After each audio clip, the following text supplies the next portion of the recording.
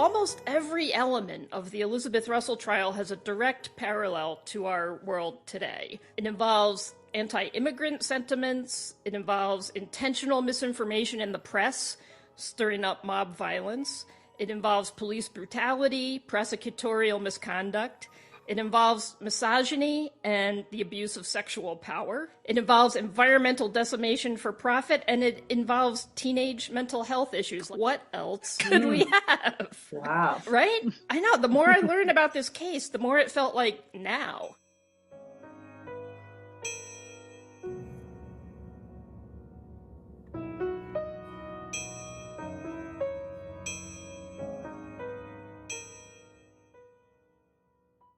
Welcome to Doppelnamers, where we connect the dots between people who share the same name. My name is Elizabeth Russell, and this is the story of my doppelnamer, a pioneer named Elizabeth Russell, who was tried for murder in Eau Claire, Wisconsin in 1892. At the time, it was the most famous murder trial in Wisconsin's history. With me are my good friends, Jeanne Stead and Cathy Boyle Almeida. Neither MJ nor Kath knows anything about the story. They will be meeting the characters and hearing the facts right along with the listeners. So let's get started. So I'd like to take our time in telling the story. I'm going to introduce you guys to the characters, where they came from, how they got to Wisconsin, and how they all connected. We'll pause a lot to connect the dots between the issues of Elizabeth's day and our issues today. And eventually, you'll see how this story played out. But first, let's meet you guys, the co-hosts, Jeanne Stead and Cathy Boyle Almeida. Kath, let's start with you. You have a terrific podcast called Adrift NYC. Thank you. It's a multi-part podcast about the waterways around New York City. So I'm covering 30 waterways, and in each episode, I have 3 points of view. So I have someone who is talking about the science of that waterway, then someone that's talking about the history, how it impacted New York City in some way, and then I have a person who has been inspired to create something, anything, because of that waterway. MJ, you composed the music for Adrift NYC and for Doppelnamers. So yeah, I am a pianist, a singer. I play the guitar. I spent my career as a music educator. I was a teacher for 35 years. Now I'm happily retired and exploring projects that are fun like this. I'm very happy to be a part of this. Thanks for the invite. Well, thanks to both of you. And I'm very intrigued. I can't wait to hear the story. I know. Before we do actually get into the story, I just want to talk about where Doppelnamers came from. I've always been interested in the unexpected connections between people. And it just seemed to me that our names are the most personal things we have. And with our Doppelnamers, people who share the same name, we're sharing that really personal thing with a complete stranger. So I came across this story of this Elizabeth Russell while I was doing family history research. And once I saw the story, I was like, this has to be told. So you guys have any Doppelnamer experiences of your own? Lily Tomlin's real name is Jeanne. Jeanne Tomlin. I just learned that not too long ago. And oddly enough, she changed it. And I'm going to I'll fact check myself, but I'm pretty sure that's true. Oh, I'm glad you said fact check, because we're going to be saying a lot of things that sound like facts, and we don't really know if they are. That's okay. Everyone's used to that these days. I know. We're not doing a dissertation on Doppelnamers. How about you, Kath? Any Doppelnamer stories? One, I never met this person, but Catherine Boyle lived in the same building as me when I lived in Jersey City, and she was getting all my frequent flyer miles, which was really, that's how I found out. I was traveling, or I had been traveling quite a lot for business, so I was really not so happy about that. So I called the airline, and they're like, well, we are crediting someone in your building named Catherine Boyle at this address. And so they transferred it. But I never met her, and she was only a couple of floors. I should have just gone. That's because she flew away somewhere. I know, probably. Absconded with your miles. Yeah. So I never met her, but she was looming above me somewhere. We're on our first episode, which I'm calling All Roads Lead to Wisconsin. So let's start with some background. We're in the early 1800s. Wisconsin at the time was a western frontier, and unless they were indigenous, almost everyone came from someplace else. So I'm going to start by introducing some of our characters and where they came from and how they got to Wisconsin. Our first character is named William Carson. William Carson's parents emigrated from Scotland to Canada. Apparently, lots of Scots emigrated to Canada between, and this is weirdly specific, 1793 and 1815. Oh. Due to the effects of the French Revolution. Okay. So William Carson was born in what then was known as Lower Canada. It's a pretty big area. Today, it's the southern part of Quebec and the province of Newfoundland and Labrador. So somewhere in there, he was born in a predominantly Scottish town called Inverness. Here's our first similarity between back then and today. I got this background information about William Carson from a book called History of Eau Claire County, Wisconsin, Past and Present, which was published in 1914 by a reputable Chicago publisher. The Google Books description of this 1914 book says, "This work has been selected by scholars as being culturally important and is part of the knowledge base of civilization as we know it." So I was like, okay, that sounds pretty solid. Yeah. Right? The thing is, the parts about William Carson might be bunk. Oh. The book says that Carson was born in 1825, which cannot be true. I looked at his death certificate, and he was clearly born in 1819. This is not just me being picky, because the next thing the book says, and part of this seems to actually be true, is that he left Canada and set out for the United States alone, totally by himself, in 1836. And that part definitely seems to be true. But if he had been born in 1825, he would have been 11 years old. Brave boy. And in fact, the book says he was 11 years old for this journey. Not buying it. So the book says he's 11 years old when he traveled alone from Canada to Cambridge, Massachusetts. Then he moved from there to Illinois, then St. Louis, and then in 1838 to Wisconsin, where he filed a land claim in present-day Eau Claire, selling it in 1839 for a handsome profit at 13 years old. Although, you know, T.S., I'm just reminded of a story in our family. Yeah. I think our grandfather came over from Ireland when he was 12 by himself. I think he did. Yeah, I was thinking of that too. I think families sent their young children off to try to be in a better location sometimes. Yeah, just to try to find someplace better. But boy, that must have been scary. Well, it seems that William Carson did do all those things, but not as a tween.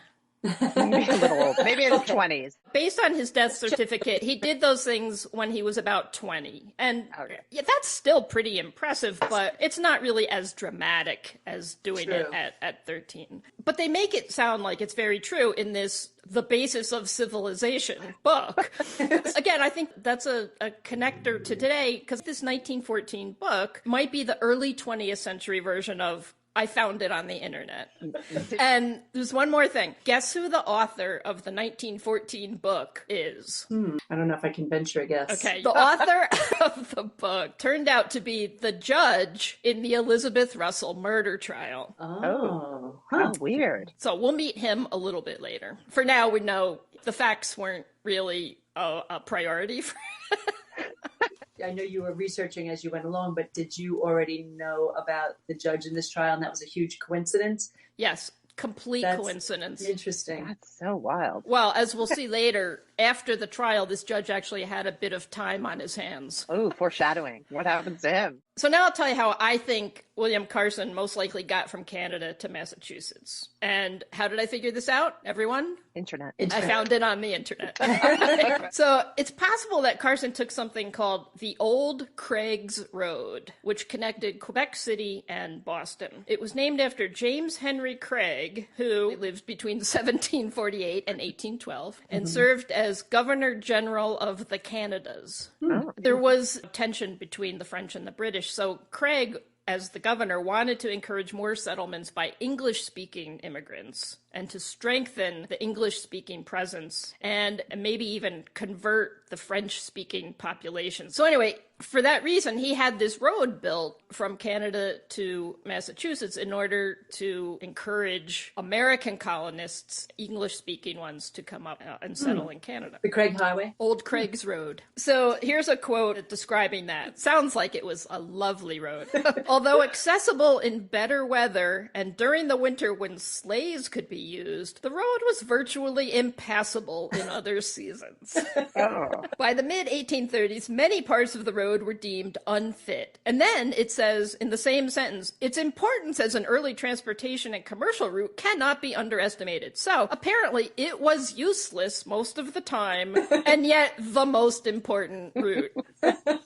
Yeah, I wouldn't have been a good pioneer person. No, that was the only route for an 11-year-old. So it does seem likely that Carson probably took this route, and it did turn out that he was kind of a genius at business. He became a titan in the lumbering industry. He had holdings as his career developed at a lot of different companies, but for our story, the one to mention is his ownership of the Valley Lumber Company. So make a little mental note of that, and we'll come back. VLC. Got it. So a few more quotes from the 1914 book. William Carson was a pioneer who made a reputation for his progressive ideas and for the innovation he introduced. He it was who brought the first horse into the Chippewa Valley. No horses before that. Yeah. 0 horses.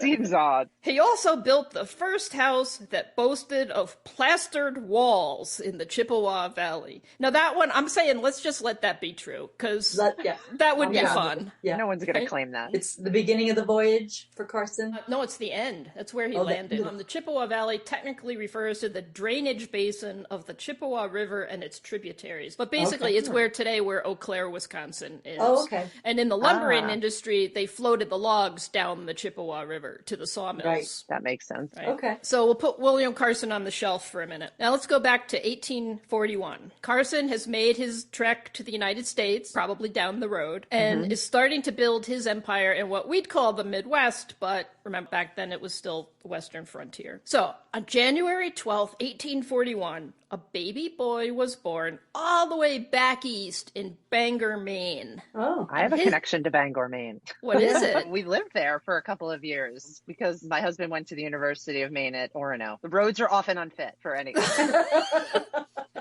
Not as bad as the Craig Road. We're connecting more and more dots. Bangor. All right, so we're January 12th, 1841, Bangor, Maine. Baby boy's name is Thomas. Thomas H. Russell. Uh-huh. I couldn't find much information about Thomas's parents, other than his father was born in England, his mother in Scotland. So Thomas and his siblings were first-generation Americans. Okay. Thomas's name seems fairly unremarkable, but his 2 older brothers had kind of interesting names. One of his brothers was born in 1835, and his name was Andrew Jackson Russell. I think of Andrew Jackson as a Southerner and wondered why immigrants in Maine would name their kid after him. But as the internet reminded me, Andrew Jackson was president of the United States in 1835. So, that could be it. Yeah. And that's kind of a doppelnamer, but as I was looking up what doppelnamers actually are, I learned that there's a difference between a doppelnamer, which is someone who just out in the world happens to have your same name, and a namesake, which is when you are intentionally named after another person. Okay. So this would seem more like a namesake than a doppelnamer. Yeah. So Thomas's other brother was named George Luther Russell, and this one might be a reach, but when I was looking for his namesake, I found an abolitionist from Massachusetts named George Luther Stearns, and his business was ship chandlery, which means likely interaction with the seafaring industries of Maine. Okay. Apparently, a ship chandler is a retail dealer who specializes in providing supplies or equipment for ships. And that, of course, made me think of Chandler Bing on Friends.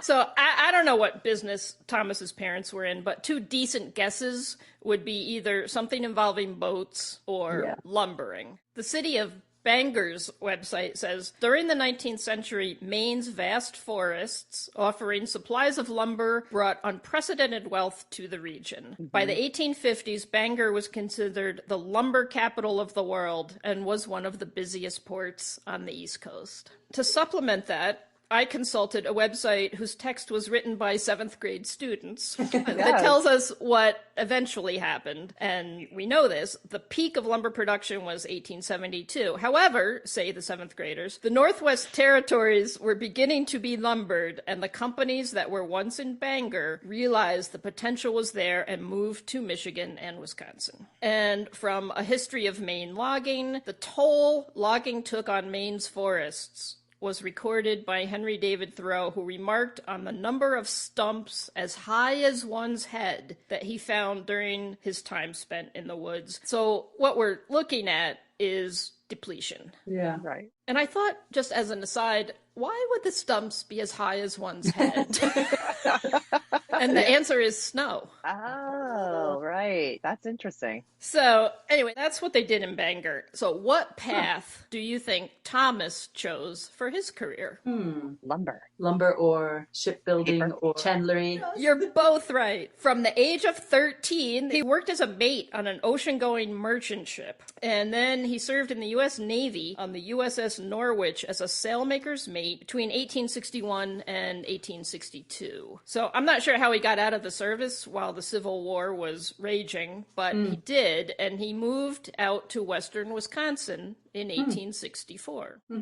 So he started with boats, but then he went to Wisconsin for lumbering. The forestry. Yeah. So here's what happens next, and from this I'm reading from Thomas's obituary. In Wisconsin, he commenced to work in the woods. In 1866, he became a foreman of the logging camps for Smith and Buffington. Now, interrupt the obituary for a minute. This is me talking. Smith and Buffington was later reorganized and became... Smith and Wesson. Good guess, but no. It became the Valley Lumber Company of Eau Claire, Wisconsin. So back to the obituary. And after that reorganization, Thomas continued working in the same capacity and for a time was the oldest foreman running camp on the Chippewa waters. It is reported that with a crew of 56 men, he cut 5,600,000 feet of logs during a period of 100 days. At that time, the largest cut on record for the same length of time and so small a gang of men. So he was good at this. Worked hard. Yeah. So now we've got William Carson running his logging empire, and Thomas Russell, the Maine mariner, Navy veteran turned lumberjack, is his best employee out in the Valley lumber camps.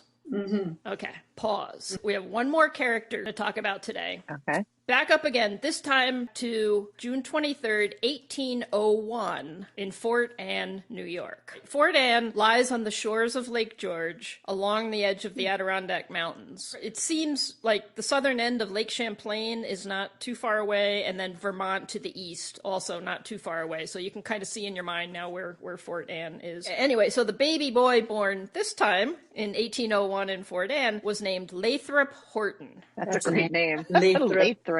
Yeah, I love that. His father, Thomas Horton, was born in 1763 in Rhode Island, and I can't find anything about Thomas's parents, so I don't know for how many generations Lathrop's family had been in colonial America. So Lathrop is at least second generation and maybe more. Probably tough to find a Doppelnamer for him. Lathrop Probably so. Horton. So sometime around 1825, Lathrop married a woman from Fort Anne named Asenath Cooper, who was known as Sana. Now, I will say that I would have chosen the nickname Sana as well, because it turns out that Asenath means she belongs to her father. Ooh. It's In like, what language? apparently it goes back to Asenath. Egypt. Wow. So I don't know what Really? language, but it's an Egyptian and maybe Wow. biblical thing. And in Fort Anne, New York, all these unusual names. Yeah. So Ancestry.com shows that Lathrop and Sana had 5 kids born in 5 different decades. Now, the math for that seems unlikely. I'm going to put that on the questionable shelf. But Yeah. it doesn't really affect our story. What does affect our story is that Lathrop had a bunch of siblings, and one of them, his sister Olive, had moved west from New York to Ashtabula, Ohio. And apparently, Lathrop and Sana followed because it was there in Ashtabula, Ohio in March 1841 that their third child was born. That child was a girl, and her name was Elizabeth. Hey, we see where this is going now. Elizabeth Horton. So, what do you think happened next? By 1850, Lathrop and Sana had moved their family from Ohio to Dodge County, Wisconsin, where Lathrop's occupation was listed on the census records as farmer. Dodge County is in eastern Wisconsin, kind of to the north between Madison and Milwaukee. Okay. By 1870, though, they had moved again to West Eau Claire, Wisconsin. Elizabeth was now 29 years old and still lived at home, and her occupation on the census records was listed as seamstress. Which was old for that time to be unmarried, probably. Yeah. And she didn't meet Mr. Russell yet. Well, now what do you think happened? I know. I think she's going to meet Mr. Russell. That's right. On October 24th, 1873, Elizabeth Horton married Thomas H. Russell in Eau Claire, Wisconsin. And that was the beginning of my doppelnamer, Elizabeth Russell. There we go. That's awesome. How old was Especially- he when she got married? When they got married, was there a big age difference? No, I believe they were born in the same year. Oh, they were. Interesting. And her name is Elizabeth H. Russell. Yeah, I guess if you do the H for Horton. Yeah. And when I was born, my name was Elizabeth H. Russell. Yes, I know that. fact. Eerie. And then as a professional, changed to Elizabeth T. Russell. A story to be Correct. told another time. Yes, we'll tell that story another day. So was there any blood connection to you and this Russell family? Or No, it would have been between me and Thomas's family. I can't find a connection. You've got to find the right source. Right. We have to accept the facts as they are presented to us and not change them like the judge who wrote the 1914 book. That's it. That's about where I want to stop. So the next time we'll meet two immigrant families, one from Germany, one from Sweden. We'll see how they crossed paths with Elizabeth Russell and how they figure into the story. And we'll also see how anti-immigrant sentiments raged back then just as violently as they still do today. Yeah, very interesting. I'm kind of enjoying the groundwork that you're laying that, okay, one's here in Eau Claire, one's here in Maine, one's here in New York, but you see them all going to the same spot eventually. and I just am like, why are all these people going to Wisconsin? So I'm intrigued. The seamstress back then, was that kind of seen as a respectable job, or was that was he marrying down or up? That's a Yeah. great question. Because you're right, Marge. At 29, at that back, I would imagine back then it seems old. Yeah. She was maybe not the top pick, which sounds Yeah. terrible. I had wondered if maybe her mother had passed away and she was taking care of her father. But that's, Oh, wow, that could be too. it's not, though. Oh. Sana was still alive. Sana actually did die pretty soon after they got married, but she was alive when they got married. Was that Ossenhoff? Is that her name? Ossenhoff? Asenath. Oh, that sounds like that's enough. Is she the one that had 5 kids over Awesome 5 enough. decades? Yes, yeah. Ossenhoff. That's enough. Next on Doppelnamers, the corrupt 90s. Doppelnamers is a production of Harriet's Guides LLC. Our theme music was composed and performed by Mary Jean Stead, orchestrated and arranged by Janine Lindclaps. The Doppelnamers logo was designed by Kay Lum. Thanks to my co-hosts, Mary Jean Stead and Cathy Boyle Almeida. Thanks to the Wisconsin State Law Library, the Wisconsin Historical Society, the archivists at the University of Wisconsin-Eau Claire, and the University of Wisconsin-La Crosse. Take care, Doppelnamers.